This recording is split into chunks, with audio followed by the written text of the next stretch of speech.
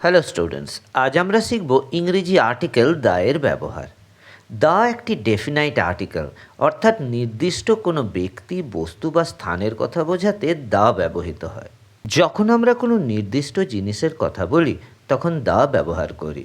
যেমন, this is the pen I lost yesterday. এখানে the ব্যবহার করা হয়েছে কারণ কলমটি নির্দিষ্ট।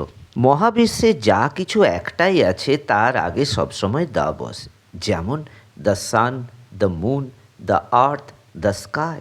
বড় বড় নদী, সাগর, পর্বতমালা বা বিখ্যাত ধর্মগ্রন্থের নামের আগে দা বসাতে ভুলবেন না। যেমন, the Padma, the Himalayas, the Quran, the Bible, the Gita. কোনো জাতি বা সম্প্রদায় বোঝাতেও দা ব্যবহৃত হয়। যেমন, দ্য ইংলিশ, ইংরেজ জাতি, দ্য পুয়ার, গরিব সম্প্রদায়। সংক্ষেপে মনে রাখুন, যা কিছু স্পেশাল বা নির্দিষ্ট সেখানেই বসবে দা। ভিডিওটি ভালো লাগলে শেয়ার করুন, আর ইংরেজি নিয়ে আর কি জানতে চান কমেন্টে জানান। দেখা হচ্ছে পরের ভিডিওতে। বাই।